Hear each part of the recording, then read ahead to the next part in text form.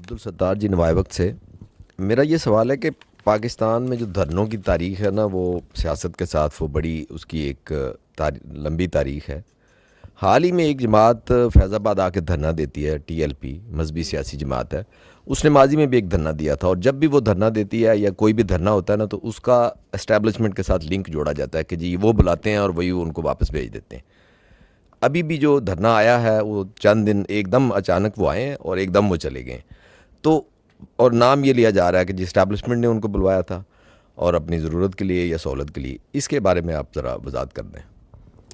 دیکھیے پوائنٹ یہ ہے کہ پہلے without I come to your the exact question that you have said, I think the issue is at the core of the issue is the فلسطین.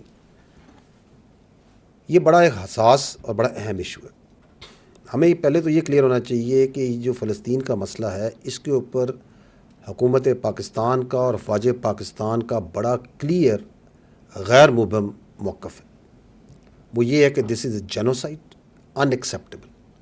اور اس کے اوپر اگر آپ دیکھیں تو وزیر اعظم پاکستان کی، وزارت خارجہ کی، آرمی چیف کی، جن عمائدین سے جہاں ملاقاتیں ہوتی ہیں، اس کے بعد جو بیانیے آتے ہیں، جو اعلامیے آتے ہیں، ان کی جو پریس بریفنگز ہیں، اس میں بارہا اس بات کو بڑا کلیئرلی بتایا جاتا ہے. اور آپ نے یہ بھی دیکھا ہوگا کہ فارمیشن کمانڈر کانفرنس اور کور کمانڈر کانفرنس کے اعلامیوں میں بڑا کلیئرلی ان باتوں کو بیان کیا جاتا ہے کہ دس از ٹوٹلی ان ایکسیپٹیبل. اور اس پہ ہمارا سٹانس بڑا واضح ہے. پاکستان کے جو سفیر ہیں، مندوب ہیں، منیر اکرم صاحب، انہوں نے بھی یونائٹڈ نیشنز میں عوام کے، پاکستانی عوام کے جذبات کی ترجمانی کی، پاکستان کی حکومت کی جذبات کی ترجمانی کی. اور پوری دنیا نے سراہا کہ انہوں نے کتنے واشگاف الفاظ میں جو ڈپلیسٹی ہے اس کی، ویسٹ کی، اس کو کس طرح کھول کے بیان کیا on this issue of Palestine and غازہ.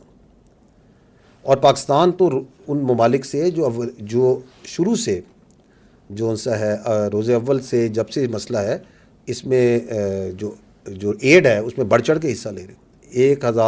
1100 میرا خیال ہے ٹن سے زیادہ، 1118 ٹن ہم ایڈ بھجوا چکی ہے حکومت پاکستان غازہ میں.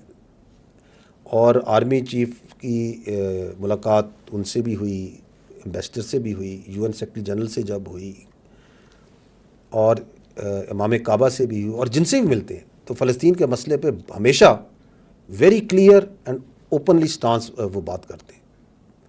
دی ایشو از جو آپ یہ بات کر رہے ہیں کہ یہ دھرنا ہوا، اور یہ چونکہ حساس نوعیت کا ایک معاملہ ہے فلسطین کا عوام کے لیے، تو حکومت اور ادارے جو ان سے ہیں وہ ان کے ساتھ اس حساسیت اور جذباتیت کو سامنے رکھتے ہوئے کسی طریقے سے اس کو ریزالو کرنے کی کوشش کر رہے تھے، تاکہ وہ بغیر تشدد کے کسی طریقے سے بات چیت کے ذریعے مسئلہ حل ہو جائے. And in the meanwhile جو فیک نیوز اور پروپیگنڈا شروع ہو گیا کہ یہ، جس طرح ابھی آپ نے اشارہ کیا کہ یہ ادارے نے خود لا کے اس کو بٹھایا، پتہ نہیں کس مقصد کے لیے بٹھایا. کل اگر جماعت اسلامی غازہ کے اوپر آ کے بیٹھے گی اور دھرنا دے گی تو آپ کہیں گے کہ یہ بھی فوج نے آ کے بٹھایا.